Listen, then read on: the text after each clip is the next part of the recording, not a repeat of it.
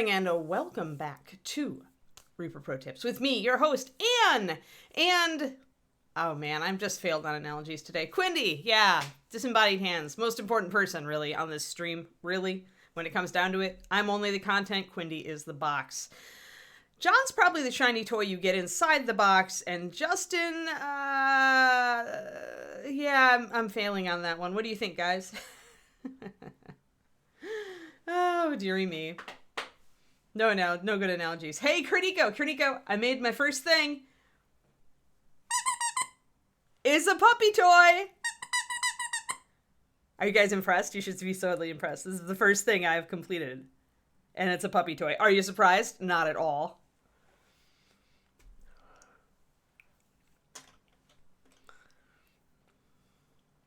My ball is kind of lopsided. And I'm sure I messed up stitches, but it's a ball. It's made of wool. Because I had a bunch of really cheap wool that I got to start learning on. So, and I got my stuffing and my squeakers. Yeah, it is nice and springy. It is that. So yeah, so I have high hopes. And it's too big for the puppy when she's a baby, but she'll be able, because it's wool, she'll be able to grab it with her teeths. So yeah. So that was what I finished last night. And there will be more puppy toys in my future. That's kind of why I took this up, right? I got sucked into it after my niece, and then I was like, well, I can make puppy toys with this. Especially because, okay, I go to PetSmart or my local dog supply store, and I look at things like, I was going to get some of the Skinnies toys, which are really just kind of an empty stuffed animal with squeakers in it that you use to redirect your puppy when they're teething or whatever. They're so cheap. You can tell that it's so cheaply made. It probably cost them 30 cents. And I'm like, I could make something that's better and more durable and probably last longer. And it would be something I made. So it's yeah. Versus a tiny puppy, it'll last quite a while, Pendrake. Once the adult teeth come in, I would expect that it would die. But puppy teeth, they really can't saw on stuff. The big carnassials, which are the big teeth in the back of the mouth that really cut through stuff. The carnassials aren't really, the adult carnassials aren't in. So puppy teeth are more like needle teeth. And needle teeth should just go through this. They may pop the squeaker, which is why I kind of buried it in the middle.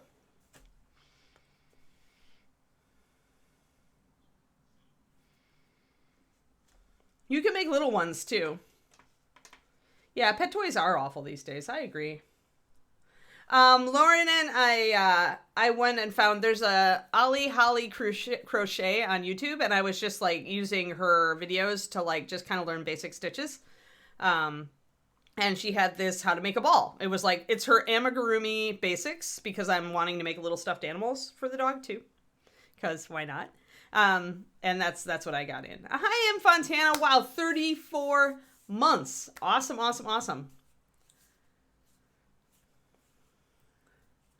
Yosemite is 3.5 hours southeast of us, Twistedoma. I'm just hoping that it doesn't torch the valley. Well, right, because you have an adult dog, Gibson, right? This is definitely a puppy toy. Although it depends on the dog. Leo, our first Shiloh, he was a real softie, and he never destroyed stuffed animals. He would pop the squeaker, but he wouldn't destroy them. But one of our other dogs absolutely can destroy them, and did, right? So it really depends on the dog. Some dogs really like just having the toy, and some dogs will chew through it. And we don't know if we're going to get a destroyer until we have the puppy. So, hey, Miniatures Den. I was just off topic. I made my first, crochet thing, because we're getting a new puppy. And so I made the new puppy a squeaky ball. So, yes. The new puppy doesn't come for 3 more weeks, though. Welcome, alpacas. Yeah, alpaca raiders. Once the puppy is here, we're going to have a puppy cam. So, watch this space for puppy. Yeah, super puppy. So yes, thanks guys. So today we're resuming work on our alchemical symbols. We were just underpainting them in some white, because I'm going to do them in gold eventually.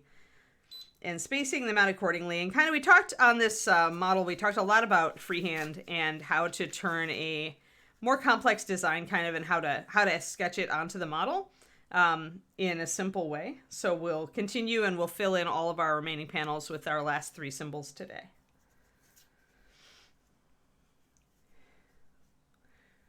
Yeah, Gibson, and that's typical. Like, they'll attach to one particular toy. Leo had a stuffed squirrel, and he would never kill that squirrel, right? Well, of course, he was gentle with toys in general. Although we had a dragon full of squeaky things that he wanted to kill. Like, oh my gosh, the dragon had to be destroyed. So, yeah. Yeah, they like it when it flops and they can just shake it, right? Yep. Yeah, there's a lot of, I mean, Yosemite is surrounded by forest land too, right? So, I mean, we lost here, like right very close to us was Big Basin, which is another like state park and had a ton of very, very ancient redwoods in it. And all the oldest trees survived it, but everything else was torched. Like, it was just done. Oh, good, Nagoya Joe. I'm glad you caught him. Great.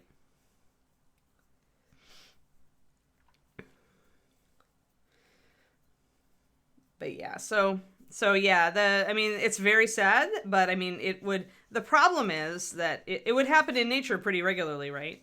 And then things just regrow. And part of the problem with fire management out here is that they've left things to grow, for a long time. And so they haven't had any of that old wood, dead wood, and dead leaves and all the stuff that like catches fire and goes up, boom.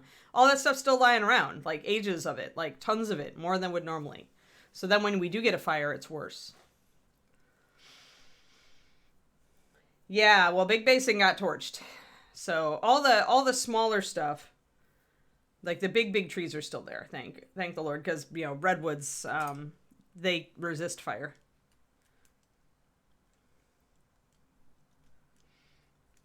All right, so that said, let us get on with our remaining designs. I want to kind of space them out so we don't put 2 very similar shapes close together. Our sun and moon are looking a little bit simple there, but it's small panels. I'm going to put a circle around the sun or a dot in the middle, something to spice it up a little bit. I may put a tail off of the moon just to make it a little bit more elaborate. And this is what we were talking about last time, where I was like, just because you start with an established symbol for something doesn't mean you can't mess it up and make it yours. Like, just by putting a little tail on it or another line or a circle or attached to something, that kind of thing. So here, I just wanted to have, because I wanted to, originally I wanted to make her kind of a celestial wizard. So I was very much thinking like, alchemical or celestial object symbols. So that's why the sun and the moon are in there. And then we're just adding a whole bunch of other really cool ones and, changing them up a little bit.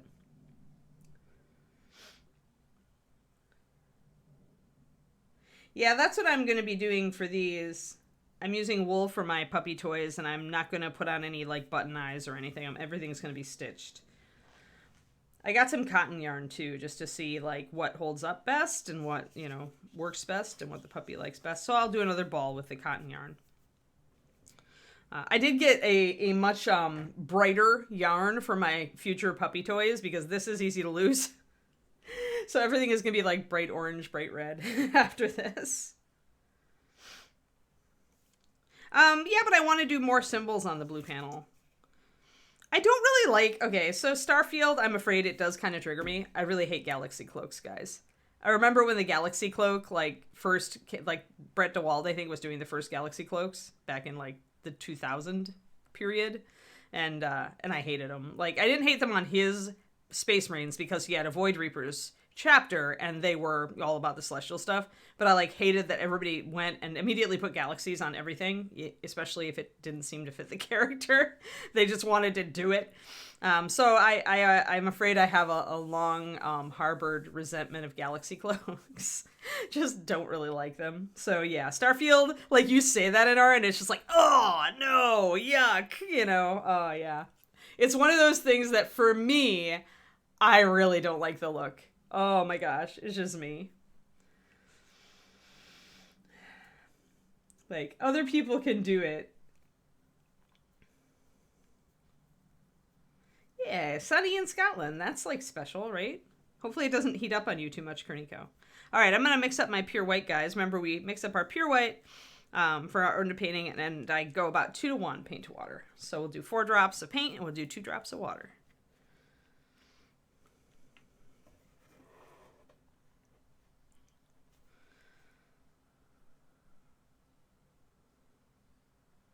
At least if my pure white wants to come out of the bottle, it will get 4 drops of white. Apparently, I've been using too much of it, and it's like, no!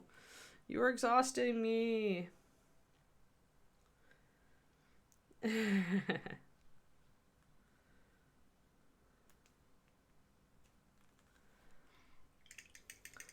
Yeah, I think we all have our little painter hang-ups where, like, there's things that we just don't like on miniatures, and for me, it's the Galaxy Cloak. Like, if I had to pick one thing that if I never saw another one, I'd be happy, it would be Galaxy Cloak.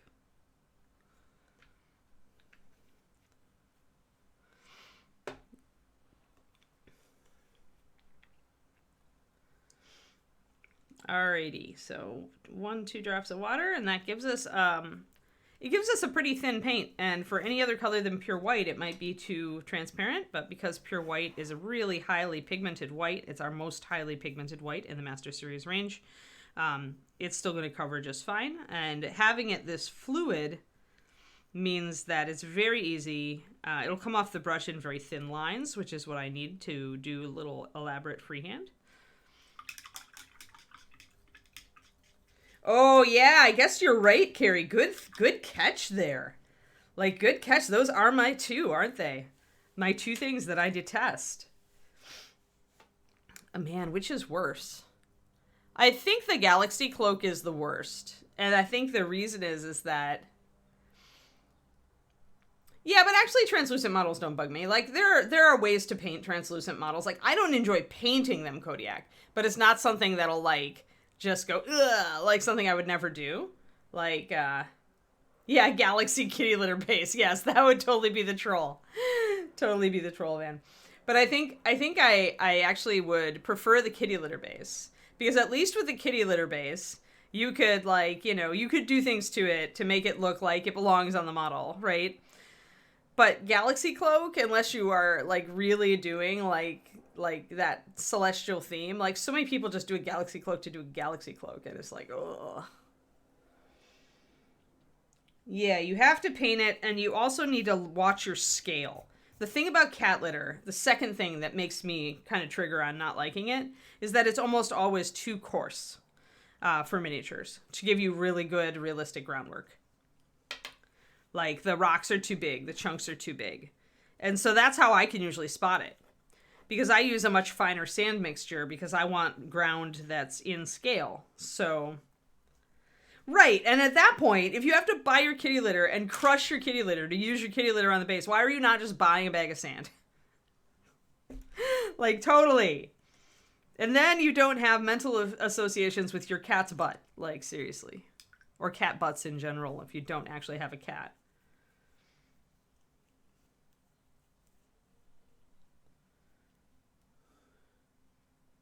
Yeah, Galaxy Kitty. Yeah, but the Galaxy Kitty litter base is pretty funny. You got your vitamin D, nice.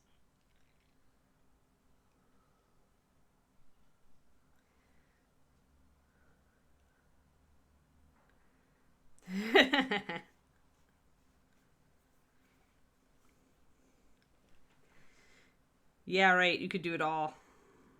You could do it all, and I would give you a bronze.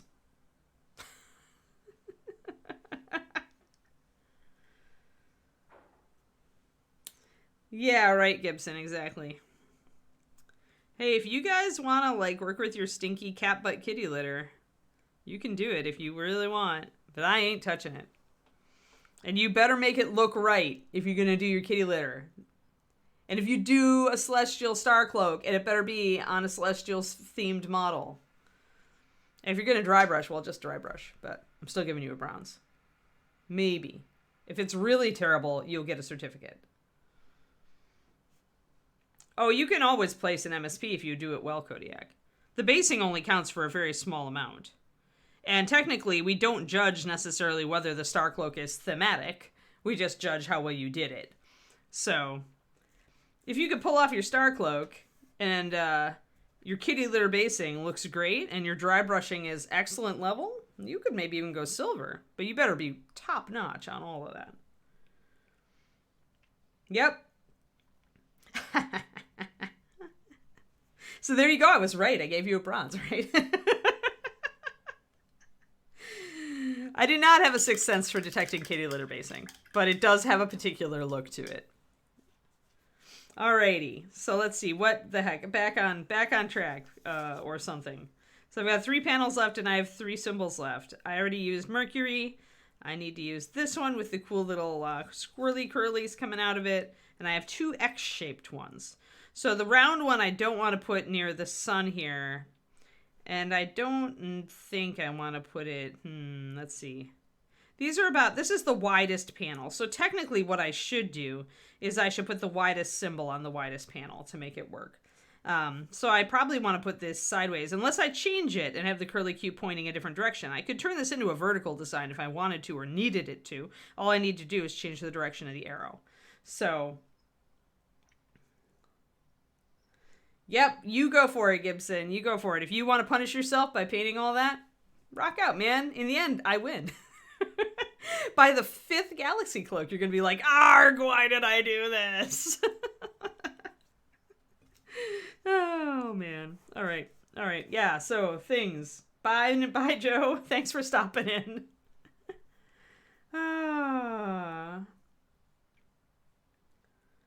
Alrighty. I think normally I would not want 2 X spaces together. So maybe I change my design a little bit. Because I can change this, these are very similar because they both have the same bottom. But what I could do is I could make it a diamond.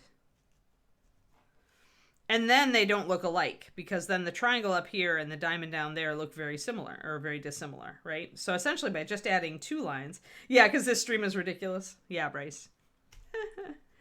Because I'm ridiculous? Yes. Oh, we'll do a pup date, guys, around 1/4 or 10:30, depending on where I am. But I'll do a pup date then. I've got video of tiny puppies playing.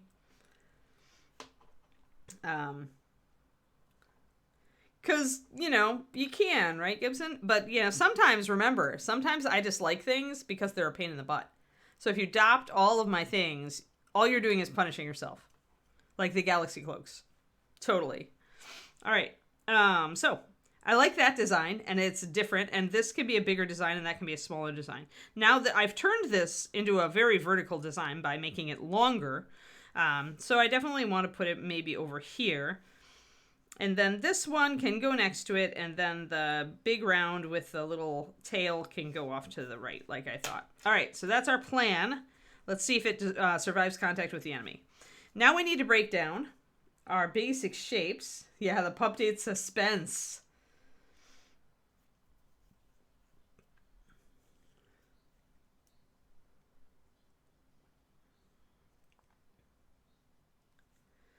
Yeah, just strip the paint, yep.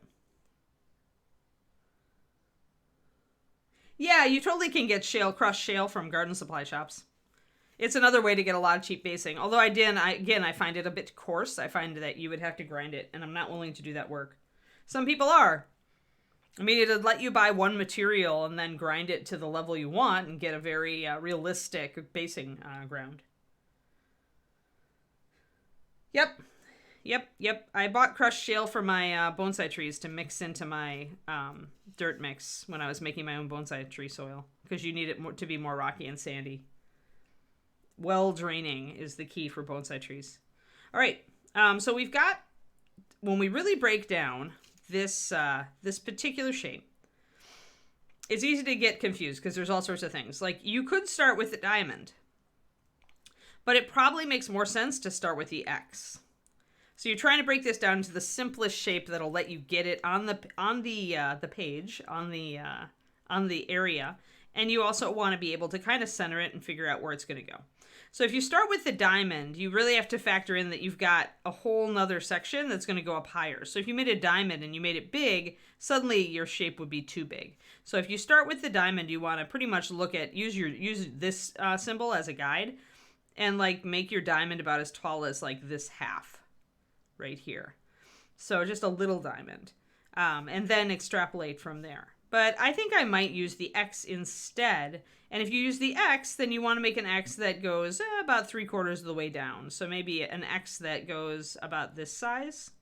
Leave a little bit of room for your diamond to close up. And if it's not perfect, and if your symbols are not the same height, like the wavy cape is going to help disguise that for you. You can also always take your ultramarine blue and trim it back down. That will work just fine. It's actually easier to do that over the blue than it is over the purple, because the purple I used is somewhat translucent, but the blue actually has pretty decent coverage.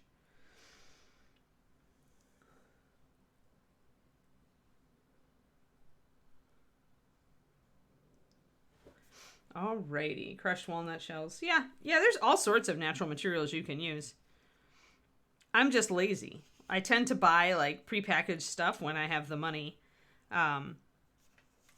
And because I've been buying prepackaged stuff over, the course of 30 years, I actually have a pretty good variety at this point, and what I don't have, David has. That's the advantage, guys, of being engaged to a fellow miniature painter, is that when you combine stuff, you have even more basing material. Oh, Thripple. You're reaching there, Valandar. That's not an official. In 3 months, it'll be your official triple subiversary. But congrats on the 33, and, thanks. But yeah, beaches, I mean, you make an excellent point. Beaches and groundwork in general are there's a lot of variety. So it really helps if you're trying to, pull a specific ambient, like you're thinking about beaches, about maybe, doing a model on a beach, looking up pictures, Googling, different types of beaches in different countries and places. That can give you some really good ideas for how you might want to put together a base, and as you say, the size and scale of materials that you might want.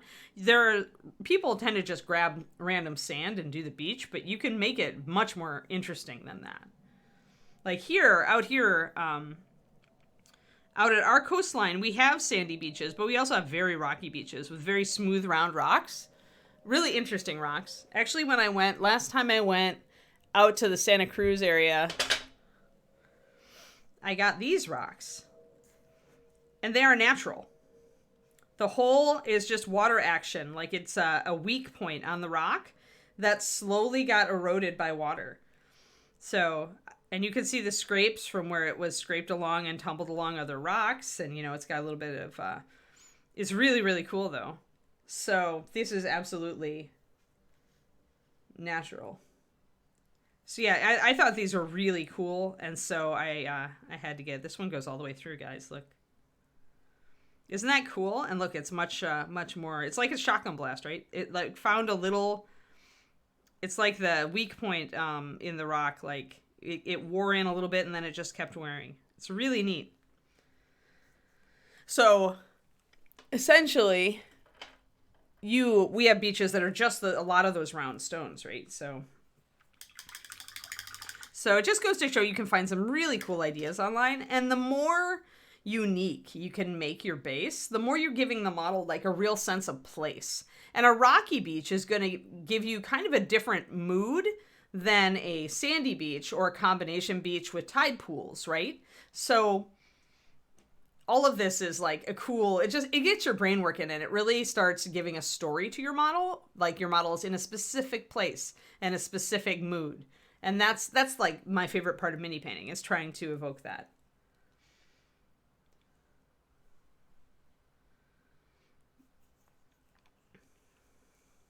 You cannot borrow my fiance, Gibson. Sorry. I don't think you're his type.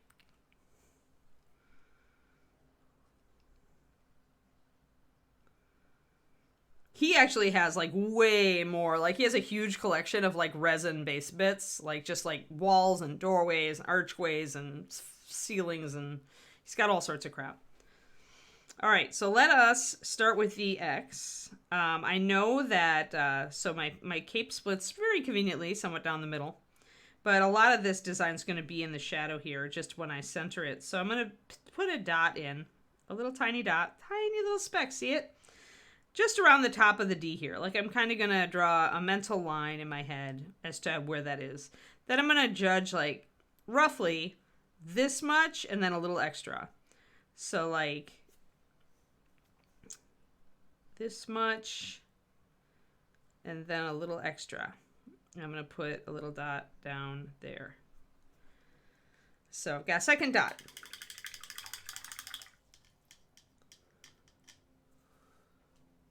Yeah, that's really cool. I really want one of those leaf punches, Valendar.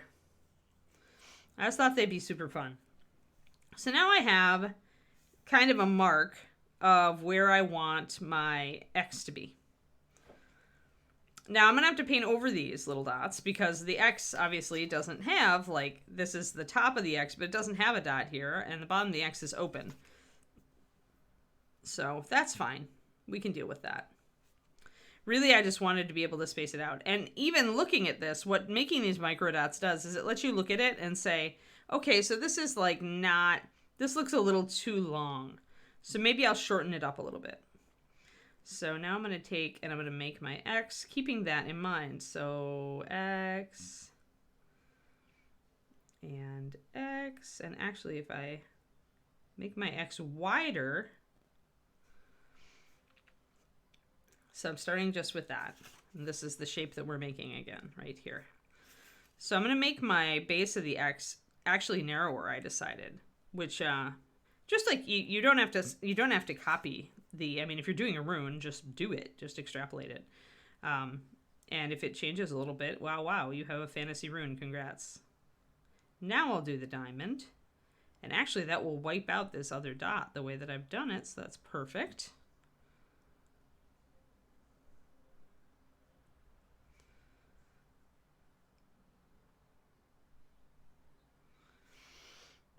So we've got kind of that bottom. And yeah, it gets closer to the bottom of the cloak than this one does, but that's fine. They don't have to be perfect. So now we've got a line through the middle. You can see what fine lines I can do with this thin of paint, by the way. That's key.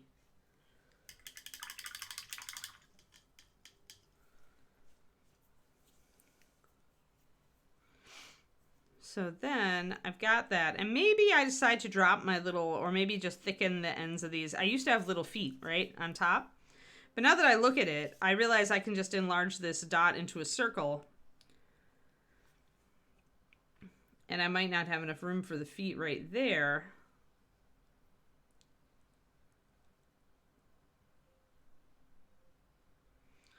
So maybe I just thicken those legs a little bit and kind of see where I'm at. And then decide what else to do. Because that's a pretty good rune as it stands. We'll see what else I can do, though. I'm getting ideas now. I always start with the basic shape, and then as I do it, I might get an idea for, oh, this might be a cool shape instead. So I'll change it. That's the advantage of starting with just a basic shape. So I'm going to thicken this line, now that I know it's well placed and I like it. And I'll thicken this line a little bit. You take it a little bit further in. And I can also decide to extend and make a little roof here, kind of a roof shape.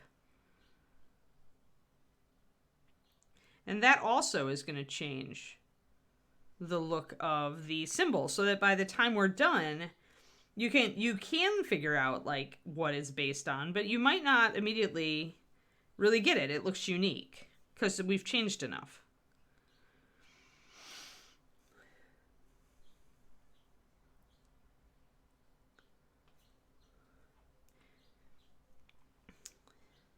I like to use the word feet. I know.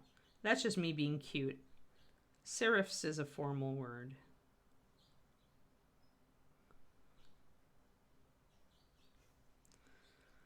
So yeah. And yeah, you can practice. I mean, practicing making lines this thin is really easy. Just get out a piece of card and prime it black if you want to practice with white paint. You can also just take the white card and practice with black paint or something dark that will show up. But if you're going to be doing a lot of underpainting in white, then you might want to practice with the white paint because you can thin this to the point that you need to and still get a solid line. So I would probably either use black cardstock or dark gray cardstock to practice on, or I would use primed card that was primed dark gray or black. Or a dark color. You could use blue, you could use whatever color primer you've got. Oh, nice. Carnico.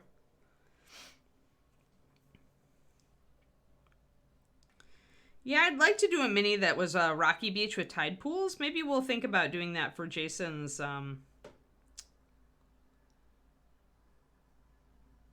water scion.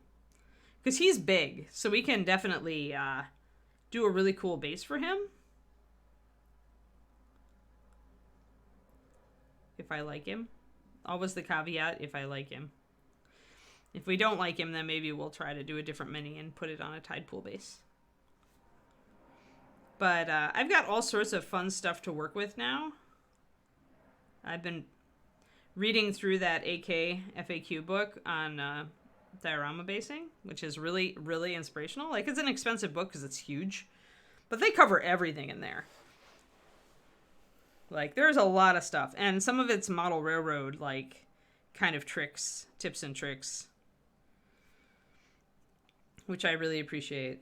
But it's gotten me excited to actually work on some more interesting bases.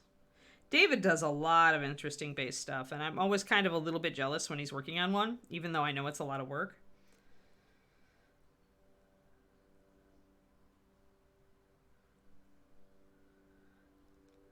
I mean, I don't know. Runes were writing. I mean, a rune could be a font, or like in Norse runes, or it could be a collection of symbols, right? Like a symbol that is put together from other symbols with meanings.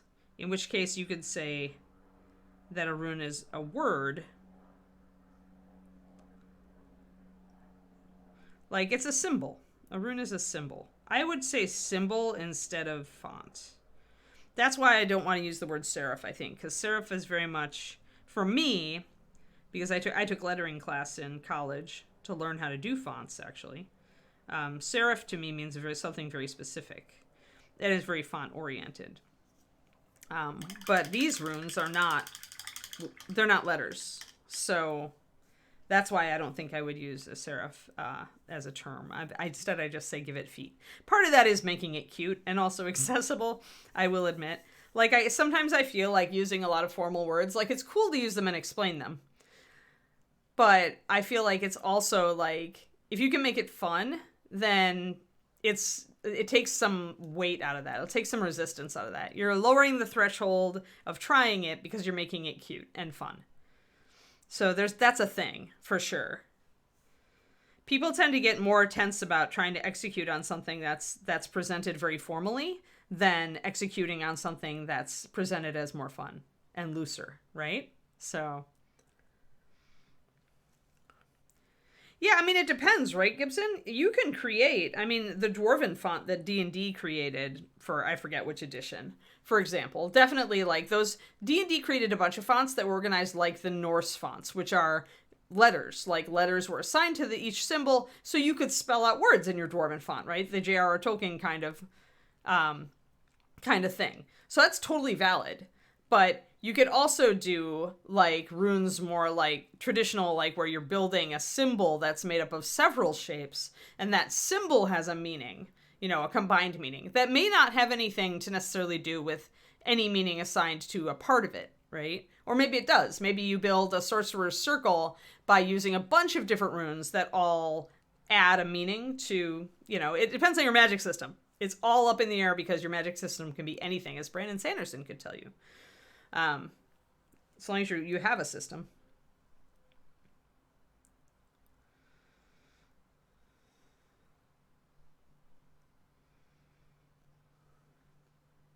Yeah, right. Chinese ideography. Yeah, in our...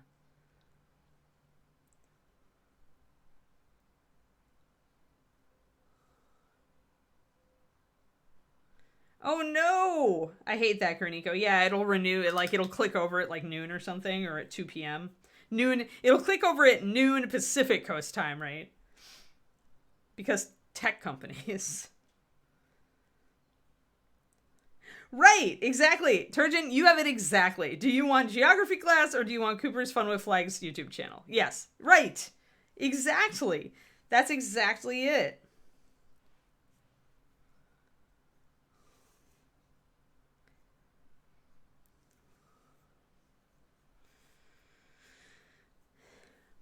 But yeah, I had a whole class on how to design fonts in design new fonts in college. That was before we had computer stuff, really. So like there were no like true type fonts, and computers used Courier, and that was it, or some variant of it. And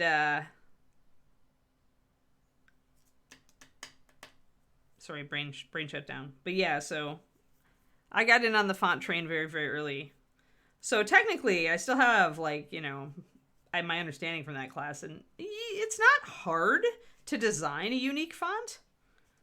It takes time, just like everything else.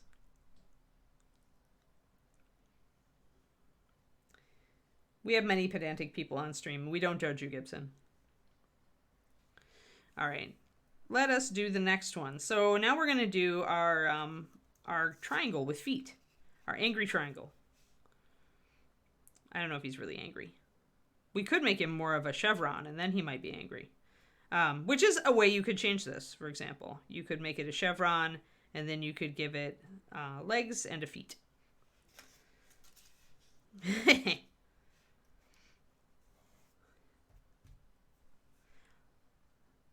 Self-awareness is the first step to change. Maybe you don't want to change. That's the thing. A lot of people know their weaknesses. Do they want to change them? That's work. Yeah, I think the triangle of feet is plotting something. I think you're right, Quindy. I think you're absolutely correct on that one.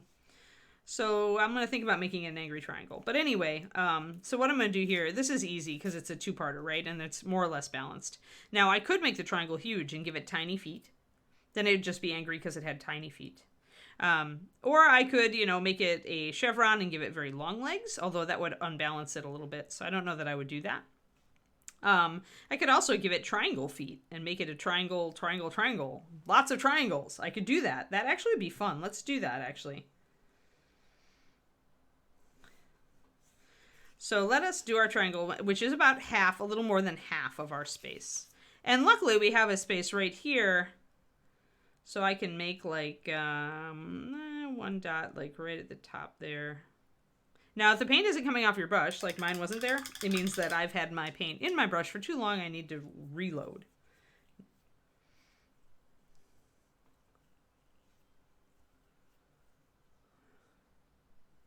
No, no, no.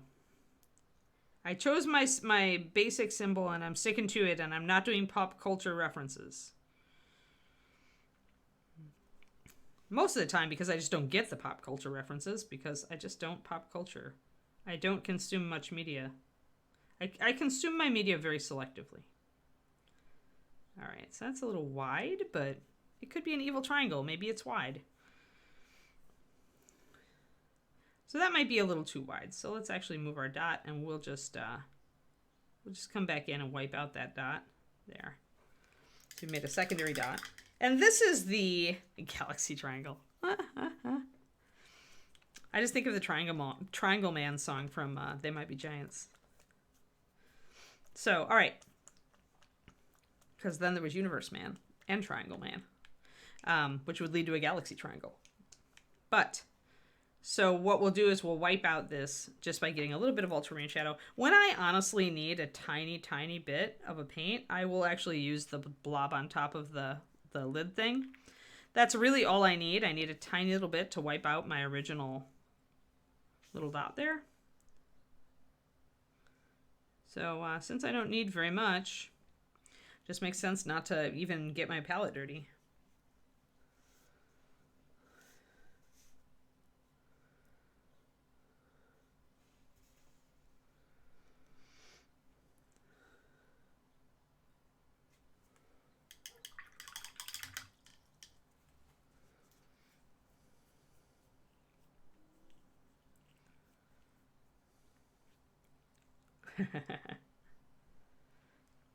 I bet there are galaxy triangle tattoos. I mean, why not?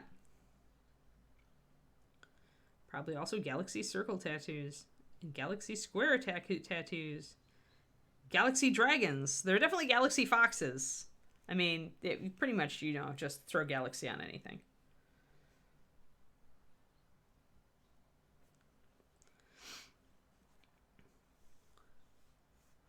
All right, so now I need to decide if I'm making this one a chevron or not. So first I'm actually going to do my first triangle. Now, there's a reason we're not doing an X here, right? Because we're not really making an X. Instead we're doing 2 triangles. So I want to do my first triangle and have it go down to about the level of this little line, because that's the kind of the midpoint, maybe a little bit beyond that line. So if I put a little tiny dot down here, I have a tiny speck of a dot down there. You guys can't see it very easily, but it's there. Then I can do my first line. So you can see my dots. So I'm going to reload. Now, a lot of the time, if you're using a smaller brush, you're going to have to reload it a lot because you need to make sure that the paint is fluid for you to do these little lines. And honestly, if you're planning to thicken up your lines later on, you can do thicker lines from the get-go, but it just means that if you blorf, it's going to maybe take a bit more paint to touch up. Whereas if you keep your lines thin and lightweight, it usually is really easy. Just like me touching up that little dot, it's like super easy to touch up. So we've got the beginning part of our angry triangle. Before deciding to do a chevron or a triangle, I'm actually going to put in the lower part. So I'm going to go right down, straight down from these guys, and about to the bottom level of this. So I'm going to pop it there, and straight down, and pop it there. And then I'm going to link these guys up.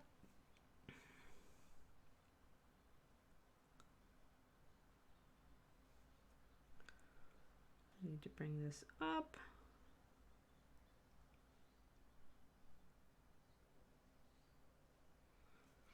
Alrighty. I blurfed a little bit, but maybe not because I need to widen this out a little bit anyway. So I may be able to fix that blurf by just widening out my line, but I do have the blue right here, so I can fix it just a little bit. Also, I feel like I went a little too far over here, so I can fix it that way.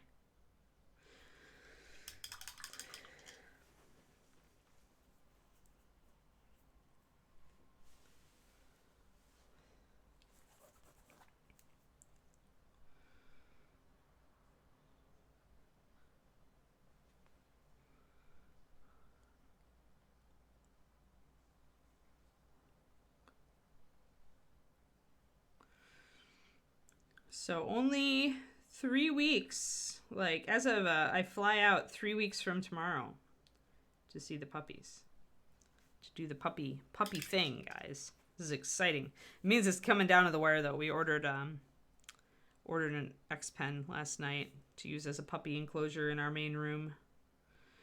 And I need to figure out if I need another crate or if I'm just gonna kind of freeform it. The problem with dogs and crate training is that you can like end up filling up your house with crates, but I think I'm just going to use a pen for during the day.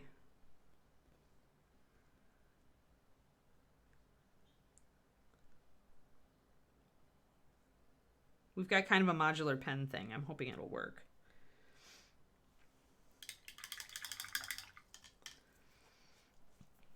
All right, so we've got kind of that inverted like thing going on now. So now I need to ask myself, do I want to do little triangles down here? And I think I do. So that's easy. We just start to make feet, but we're just a little bit wider with them. So we got to make sure that our legs are coming down to the same level. Now they're pretty even. And again, you have room to kind of like adjust this because you're working with such small shapes. So I want to get a straight bottom. And then I want a straight bottom over here. And again, we can always touch it up if we go a little bit too far. I don't know that I want these to meet.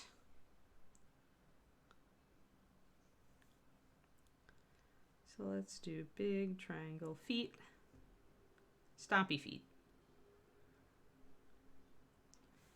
Now we've got kind of a together kind of thing going on. We're a little wobbly. We're not absolutely symmetrical, you can tell.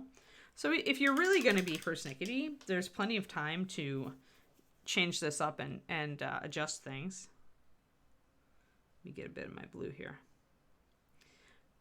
put some water in it, so it'll be a little bit, I might have to put a couple of layers to correct it.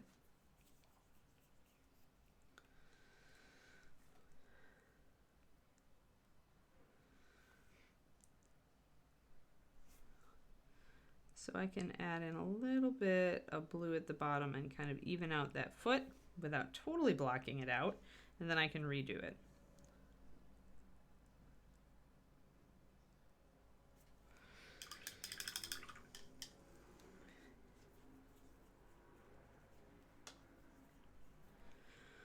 Alrighty. And then I can just kind of correct this little corner over here and extend it.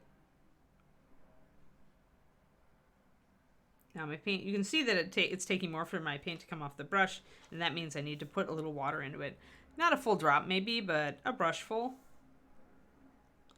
Just to keep it a little bit more pliable. When your paint doesn't come off your brush, your paint needs to have water added to it.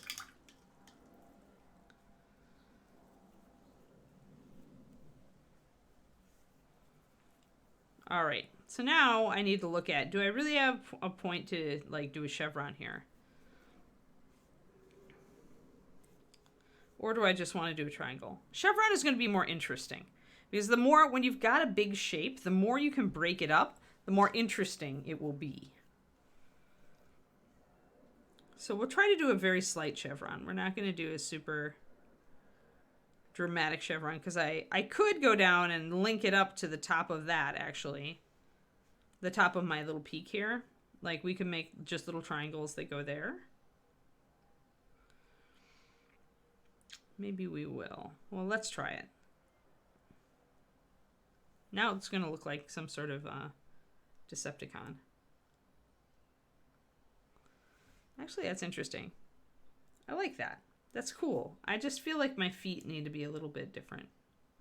Like this foot. It's a little bit too static. This is the problem with having very flat bottomed shapes.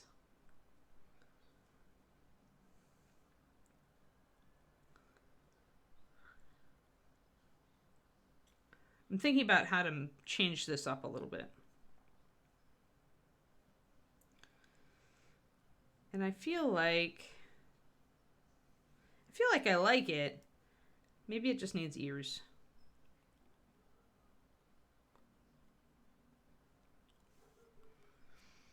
There, now it looks like a puppy. An evil puppy. This is the symbol for evil celestial puppy. Sirius, the dog star. Or maybe, in her reality, the constellation of Cerberus was not, like, revoked.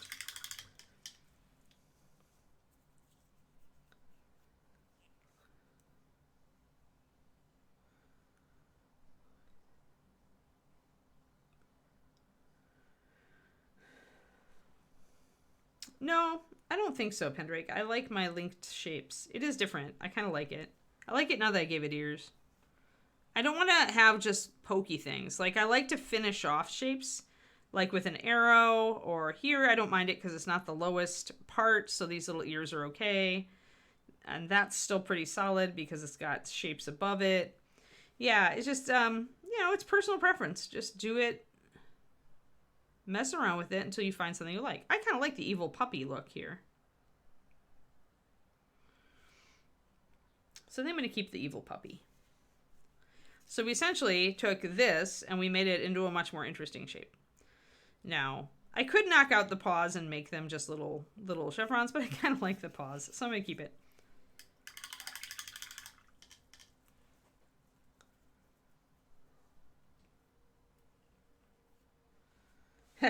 Funny, Cornico. Sorry to hear about your puppy, Thormel. I know they do not like it. When we had to cone our dogs, like they would take the cone and drag it across the crate just to let us know how unhappy they were. That's a good news. Good news. All right, so we have one last symbol. And actually it's 10:30. Let's do a pup date, and then we can come back on there. Oh, but I wanted to do one thing while I still had wet blue. And that was to fill in the sun.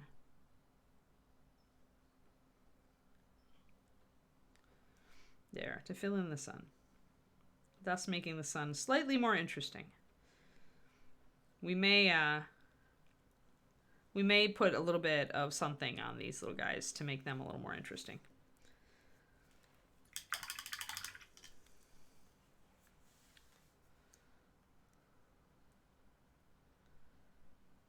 You always thin it a little bit, in my opinion, Turgeon, unless you want it to be more of a satin, but I tend to do 5 or 6 drops of sealer, 1 drop water. I wouldn't go thinner than 4 to 1.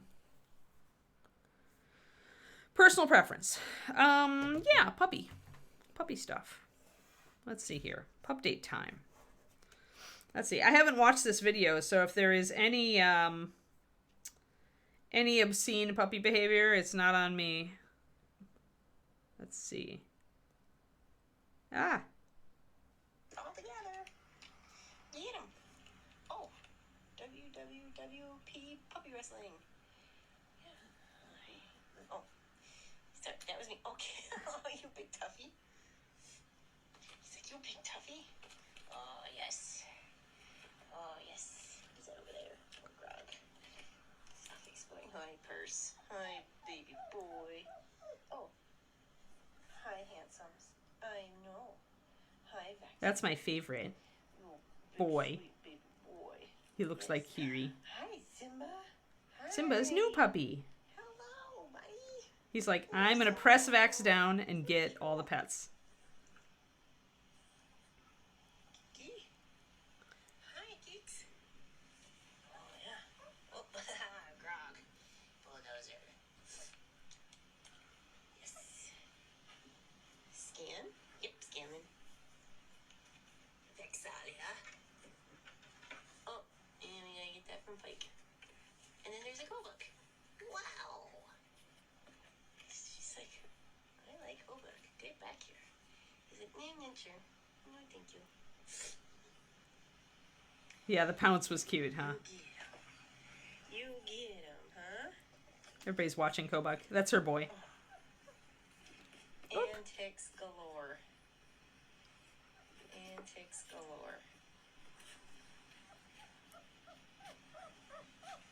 Wrestling. I know. Hi. You sweet Simba. Okay, okay, sorry. Dog's like, I'm tired. Percy's like, Hi. You're just a sweetheart. And then you're also a sweetheart. Oh, goodness. Hi. Hello. I know. Hi. Stop looking at me like that. You're way too cute.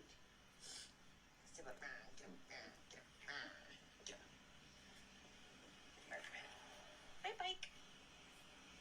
Hey, ma'am. That's Purple Girl. I'll just sit right here. Because I'm a big sweetie. Yes, I am. Oh, gosh. I'm sorry. Okay. It's just... Hi, Geeks.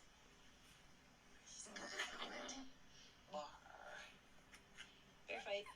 Bear cup fight. Bear cup fight. Starting to slow down. There we go. You have had your pup date. 2 minutes of pup date.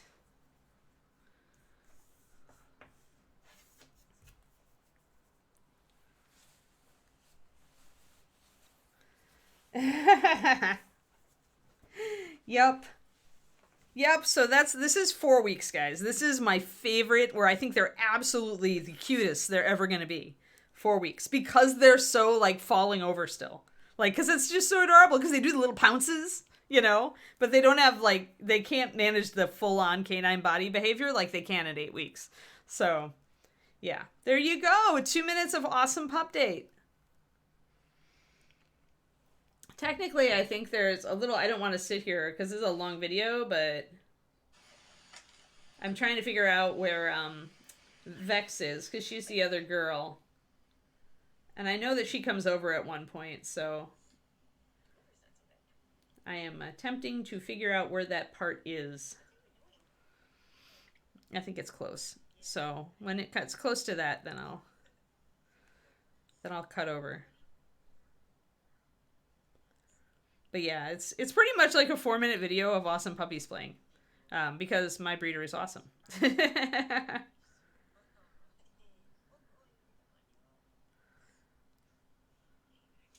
Alrighty. All right, so this is Pink Girl.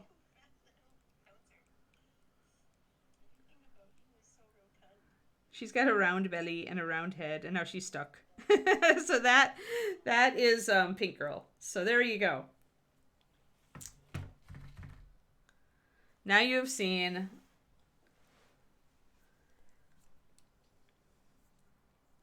+5 today.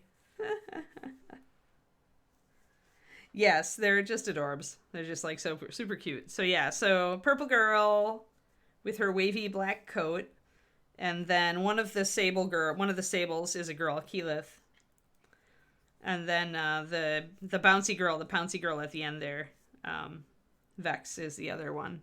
So one of those girls. Even though I'm falling in love with the boy who looks like Kiri because he has Kiri's eyebrows. But I will probably stick to my guns and still get a girl. It really is up in the air. Like the temperaments, no idea what the temperament testing will be like at this point. So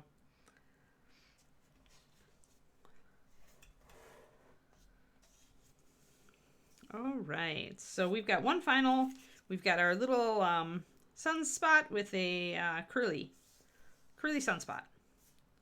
And we got a lot of cape here, so I am going to keep it on the side. And the easiest way to do this is, of course, to do what I just did with the sun up here. Just to fill in a sphere and then put a dot in the middle of it. That's the way you make a ring. So it's the easy way to make a ring. So if you're trying to paint donuts on anything, start with the easy way.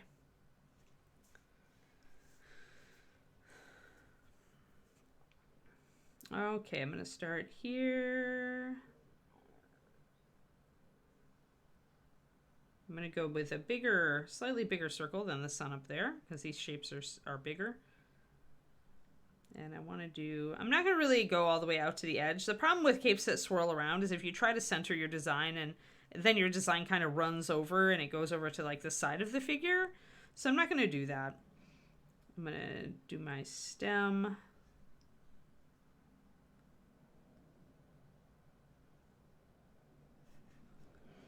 So you've got kind of our start. It's real rough, and it's not a big deal that it's real rough because it's easy to touch up. So here, if I can just do a ring, because I've got a bigger circle on this one, I may be able to do a pretty decent ring without doing the trick that I did with the sun here. My paint's a little globby, that's because I've got a little bit too much on my brush, but as it goes, it'll naturally come off, so I'll work with it.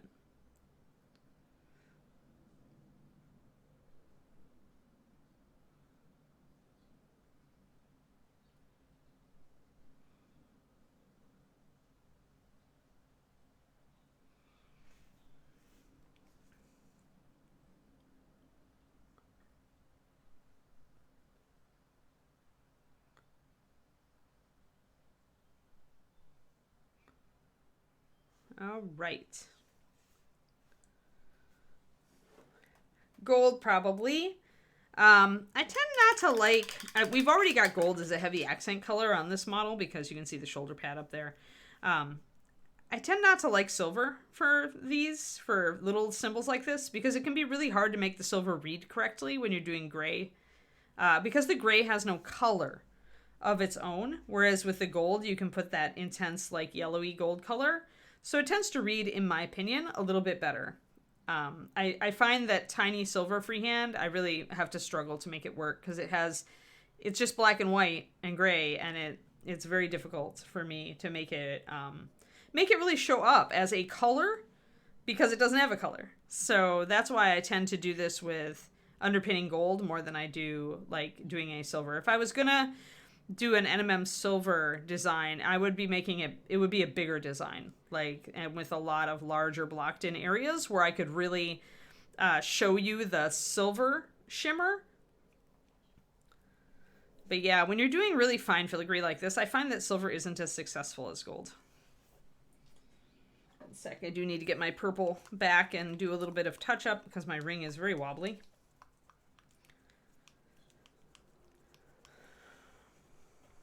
Wobbly ring.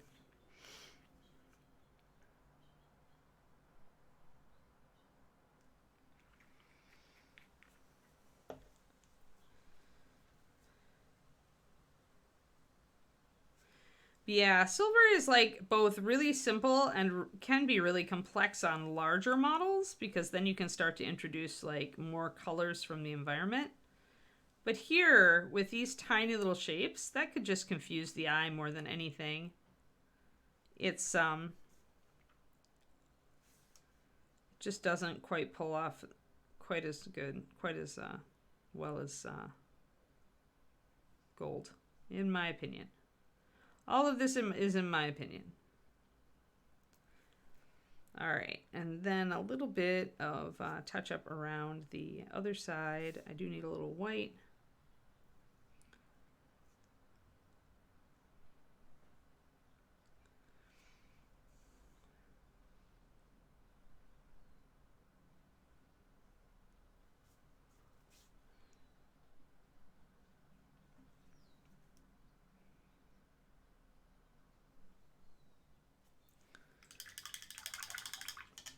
I'm going to touch up the outside.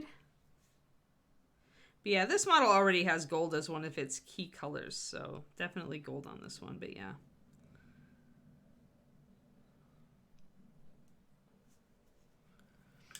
You could also do like shifting colors like Kat Martin did on one of her more, the famous like kind of Kingdom Death piece that she did with lots of tiny freehand.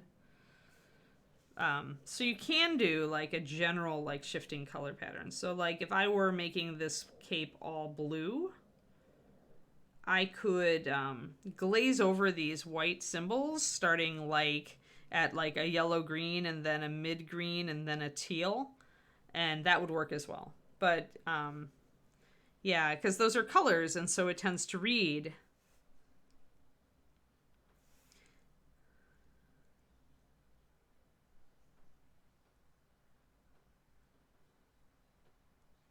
The reason that silver works on things like sword blades and armor is that you've got enough space to really show it. Either the sword blade is really long or the armor is bigger pieces. And you've got like a breastplate or something to kind of show the metallic effects. But with these guys, the metallic effect is going to be very generalized, very very shorthand. And so it's not going to be very realistic. It's going to be very stylistic. And you don't have a lot of room to execute it. So that's why the steel or silver NMM I find doesn't work as well on this little stuff.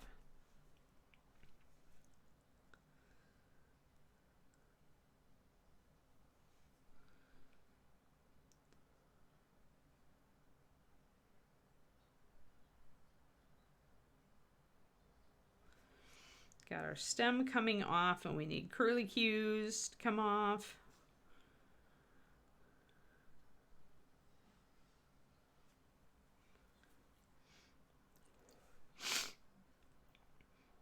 I also need to kind of solidify the lines on this one. It's not quite as solid as some of my other ones. And I need to think about maybe doing like a curly cue off of my sun or a arrow off of my moon.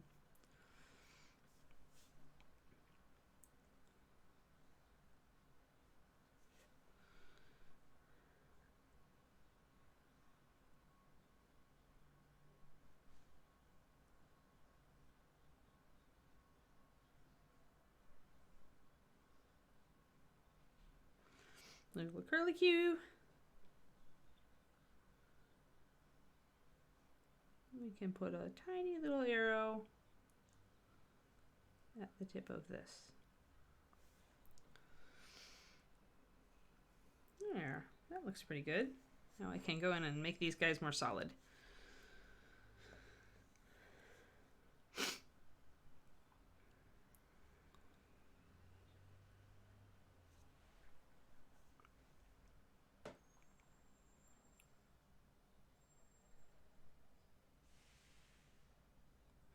And again, at this stage, it's super easy to refine your shapes. Just, you know, adjust with the white, use your background color to kind of trim up areas or thin them down. This is the time you want to adjust the shapes and make sure the shapes are really, really good. If you find that your lines are thicker, your paint is probably getting thicker and you should thin it a little.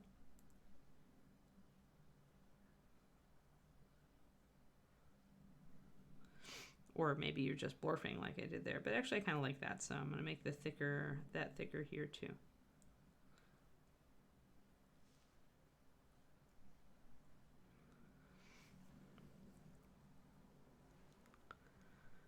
It's almost like a fleur-de-lis, but it's different.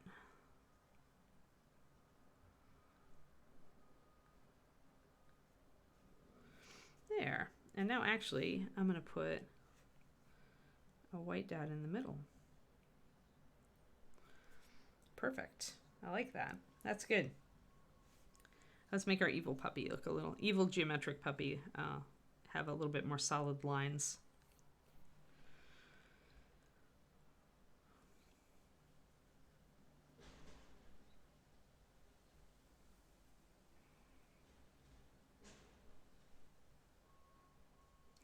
One thing that can also help make the shape more interesting is if you combine angled shapes with round shapes. So like if I make the ears curve a little bit, like they're almost arching up maybe to form a circle, that'll give the shape a little bit more variance.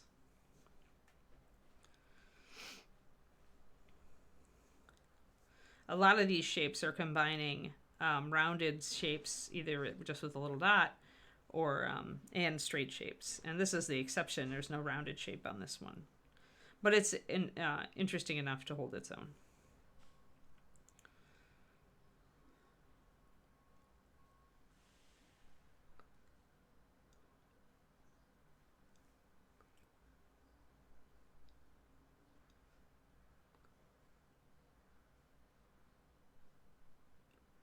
And again, I've got my blue here, so as I thicken up these lines, if I start to lose some of these little details, I can come back and put them in.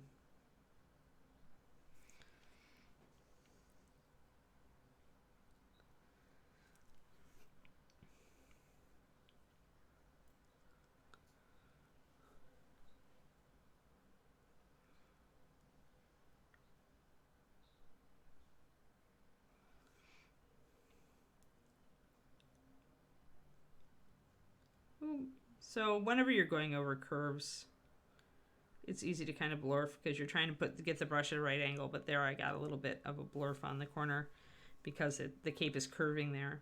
Even the best painters are going to have a little challenge here and there painting over curved surfaces, so don't be too hard on yourself. Just take a breath and fix it. So I've still got my blue over here. It's still a little bit wet. And it's in the shadow, so happily I can use the full strength blue.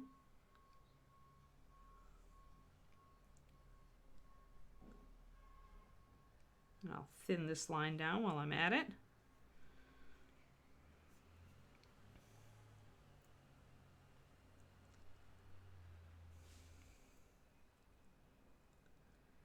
Here I feel like I could widen this little blue bit out a little bit.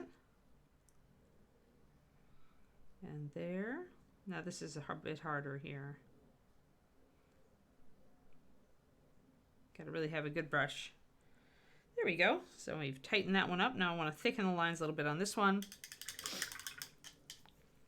Time to just thicken up all our lines, make sure everything is nice and uniform and exactly where we want it before we start putting the gold over the top.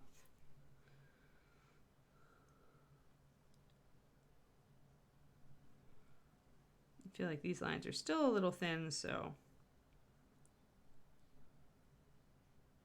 And my D needs to be thickened up as well.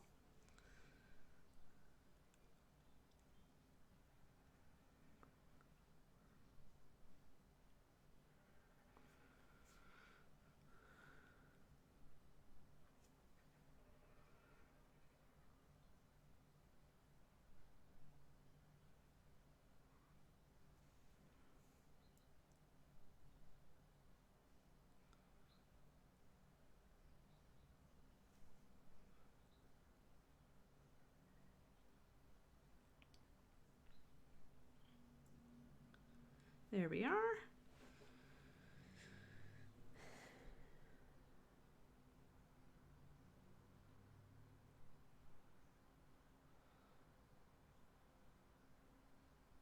Oh, yeah. Yup. That's why it's nice to have more than one project.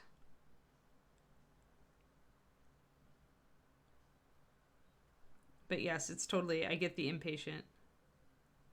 Because you're all psyched to work on it and you're excited. It's getting close, but now you have to stop and stare at it for 2 days. Yes, I get it.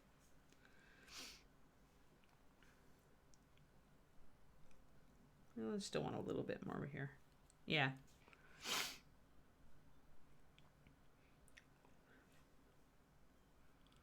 Still feel like my circle isn't quite where I want it.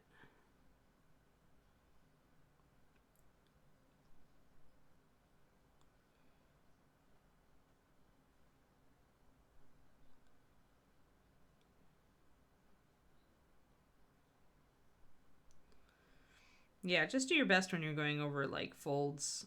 It's almost inevitable that your brush is going to wobble a bit.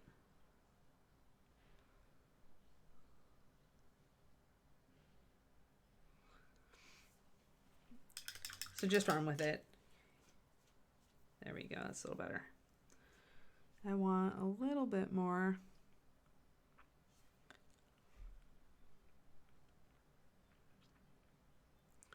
Just grabbing a little bit of my purple here.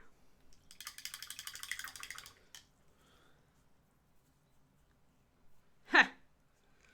Rookie numbers. Now. Yeah, if I had 14 unfinished projects sitting in front of me, I would be like freaking out. So that's why I keep it lower.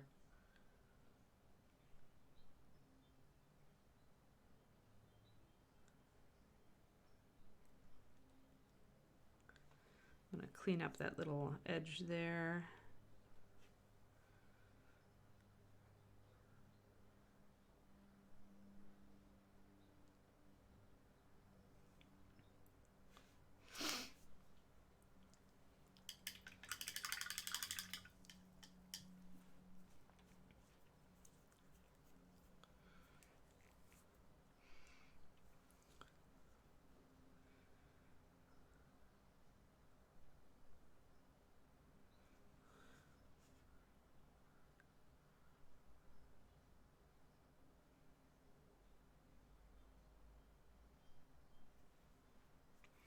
Oh, glorfed on that.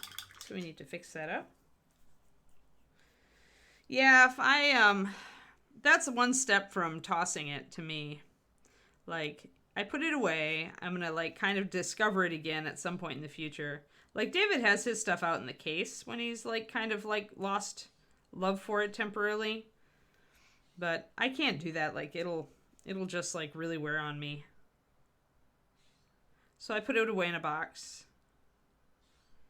And I keep it in my boxes of stuff I, want to work on in the future.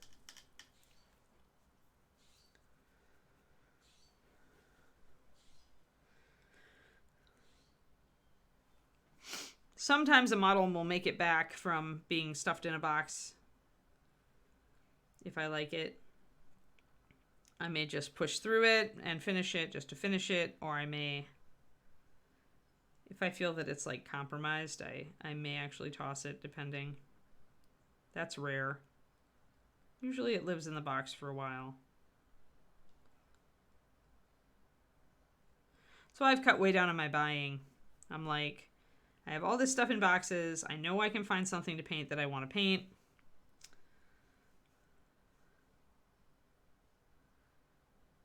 About to go on a super tight budget because I need to save up some money for next year. Cutting back on stuff. There we go. So thickening up and making more regular on our D over here. Our crowned D, or our crown with feet, depending on how you want to look at it.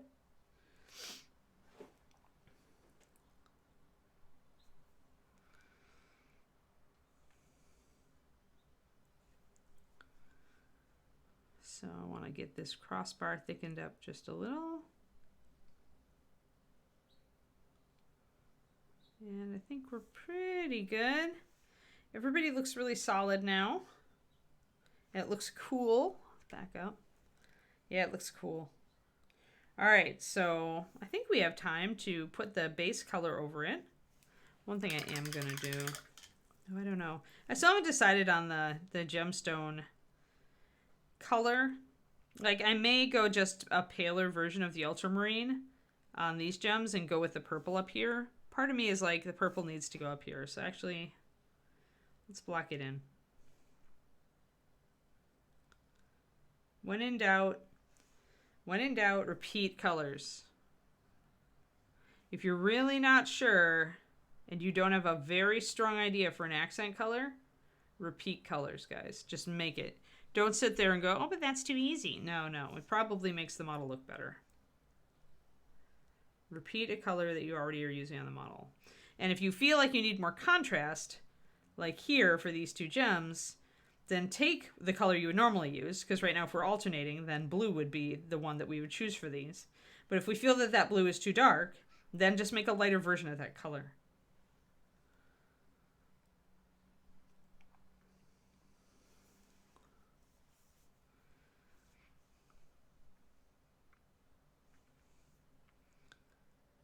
Everybody's got a different style of working. The key is to figure out what yours is, because it's going to be probably the way that you are most productive. The danger is in letting other people's way of working influence your way of working. Like hear that somebody else has X process, and then you get excited and you go run off and you're like, maybe if I implement that process, I'll paint more, or I'll paint faster, or I'll paint XYZ. And really, if it's far from your process, then it can hurt you. Yeah, that is the problem, Karanika, with dragons. Problem with dragons. Other than that, they eat you.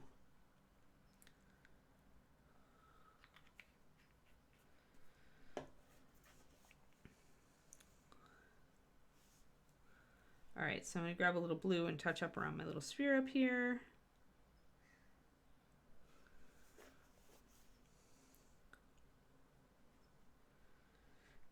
All right, bye, Gibson.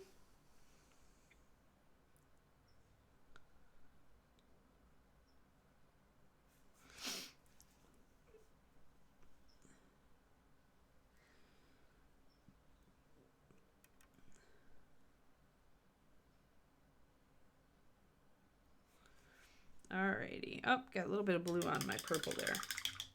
Yeah, bye, Crowley. It's meeting time for too many of you. We won't be going much longer, though. Mostly at this point, I'm touching up and blocking in. Alright, so yeah, I think the purple did need to be up there. So that's good, because that takes our purple from here and it raises it up. We're actually only have 5 minutes, so I don't think I want to block in. We'll do all the gold next time on the symbols. We'll do all the symbols and get them all done. And maybe I'll have to think about putting her on a base. She won't. The thing is, her wide stance means that she won't fit on a standard base. She needs a bigger one. So I'll need to dig out my slightly bigger rounds. Some people are going to lunch.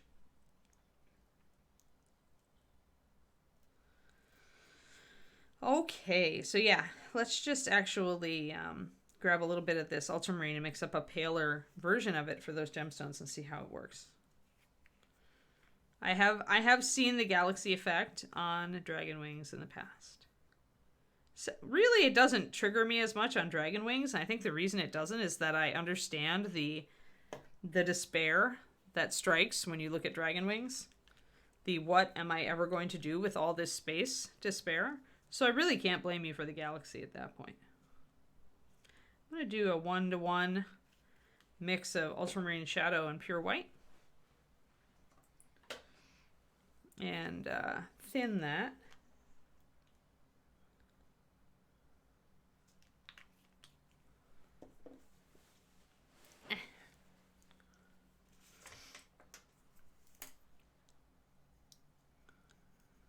And that is going to give us a really pretty blue, by the way. If you ever add white to ultramarine, you get that really pretty color. Kind of periwinkle, actually. Periwinkle blue.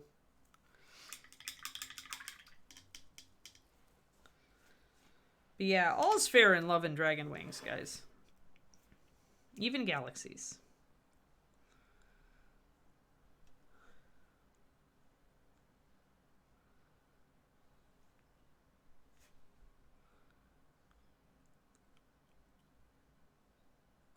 And this lets me put a quote-unquote different color on these gemstones without really putting a different color on the gemstones. It's ultramarine blue, ultramarine shadow, just like it is back here. It's just that color with white added. So we're still staying in our color palette. We're just doing that.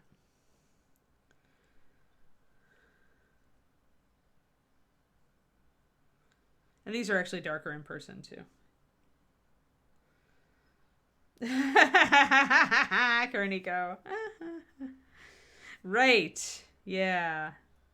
It is rather over the top.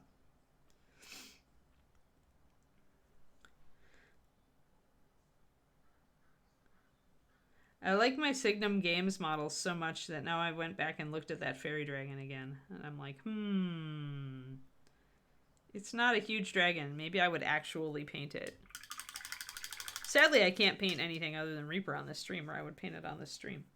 See, that's what we need. We need a smaller dragon that I like. Like, this is the hard part. It has to hit my vibe. Oh, yeah, and the hilt there. Let's use this periwinkle on the hilt of the dagger. And now it doesn't matter that the periwinkle is up against the blue, which is technically its same color, because I've lightened it so much that it reads as a different color and it stands out. But we're still using our main color scheme, our basic color scheme. This is the great way that you can use a very simple color scheme and make an accent color, but still be within your color scheme. Is if you take your darker color and you add white to it, you can come up with some really good little stuff. Yeah, I saw that Moonlight. I saw the tiny fairy dragons and the big fairy dragon. I probably should add the big fairy dragon to my pledge. I haven't touched my pledge since I initially pledged.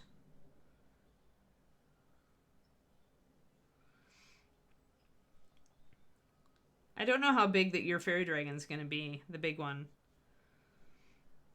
Maybe it'll be small enough that I feel like I can do it on stream without completely being stuck in it for like 6 months. So that is the problem.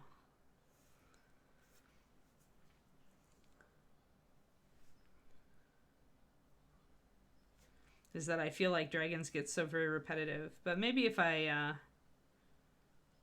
fairy dragons are a little bit easier to do different stuff on, because fairy. There. Yeah, supposedly 4-inch base? That's not too bad. That sounds about right.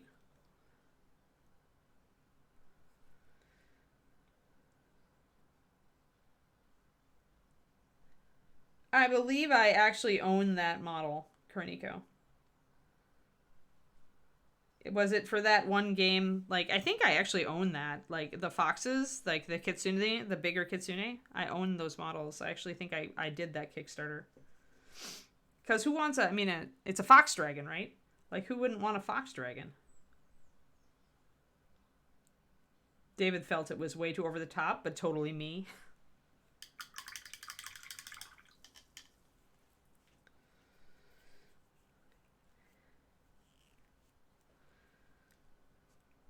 Yeah, I know how the sizing goes though, so it'll be whatever they feel looks good for the model, and whatever keeps the price point where they want it, which I get. At least we get a fairy dragon, Princess Prissy Paws, right? There we go. So now we've got that.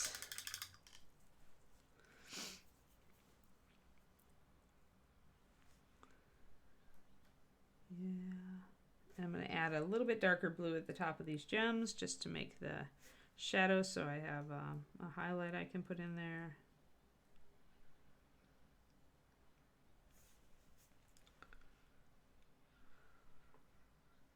Yeah, of course I remembered.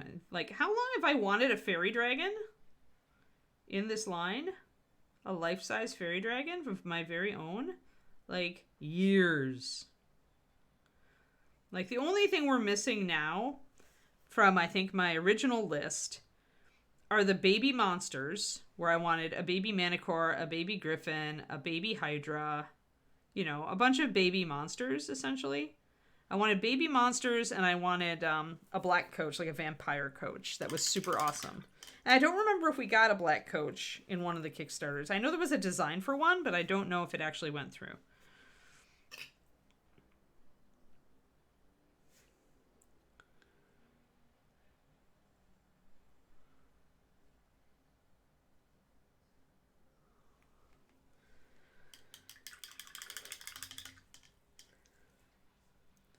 No, we were talking about Signum Games Polyschmazel, which is a Ukrainian company that I ordered some models from recently that I really am enjoying. And hey, get to support a company in the Ukraine, so all about that. Plus their models are really cool.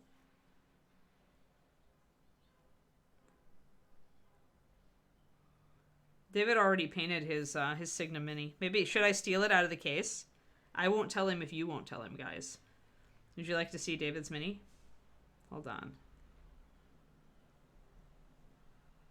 She was pretty simple, so she painted up fast there. I've got my gemstones going there. Ah, you may or may not know somebody working on a black coach. Awesome, Moonlight, because that is one of the main remainders. But we need baby monsters, too. Hold on.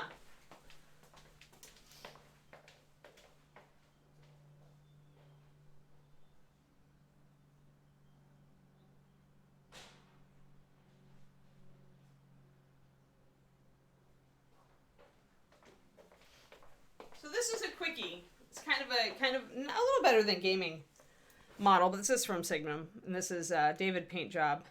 Oh, and a Hellhound puppy. Hellhound puppy, baby Hydra, maybe with just 2 heads. Baby Griffin and baby Manicore. We already have baby owlbears, so we don't need more of those. So this is David's Shield Maiden. He put blood on her, so she's got blood splatters all over her. Let me get it in focus. So she is running, and she's got, see the little Celtic knotwork that he painted on the shield?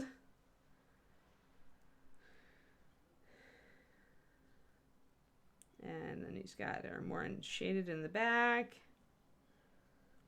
And yeah, so she's pretty cool. Pretty cool. So yeah.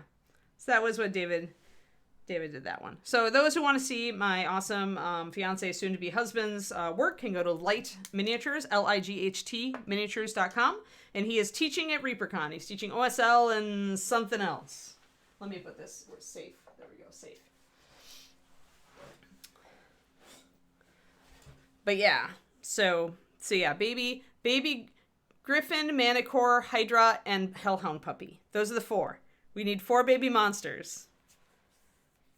He does not stream. David is like, we kind of joke about it because it's like, I do a lot of this stuff because it's actually my income, but David has a quote unquote real job. So for him, he did a guest stream on my stream a long time ago. And he has streamed classes during virtual ReaperCon. But in general, when he's got time to paint, he prefers to just paint for himself. And I can't blame him. Oh, we have an impending Luca. Oops, sorry. Thanks for the link to David's stuff. But yes, David is teaching. David will be at ReaperCon. He will be abandoning me with a tiny baby puppy and going to hold down the fort in the name of our household at ReaperCon. So if you haven't gotten into his class, go and see if there are any seats left. And yes, we will make way for alpacas. Yeah, that's right. We both guest starred. Thanks for the reminder, Trash. Oh, and hey guys, on tomorrow, Thursday, it's Centaur Thursday. Centaur is getting so close to done. We did his facial hair last time. And we need to finish up some NMM because we've got NMM on one part, but we forgot the back. I forgot the back. My fault. Then maybe some skin highlights, his eyeballs, and the basing. Then we have to think about basing. So tomorrow we're going to finish everything that's not basing on this model. Alrighty? Oh, hush, Valandar. Yes, thanks for coming, everybody. I hope you have a fantastic day. And, alpaca incoming. Bwong.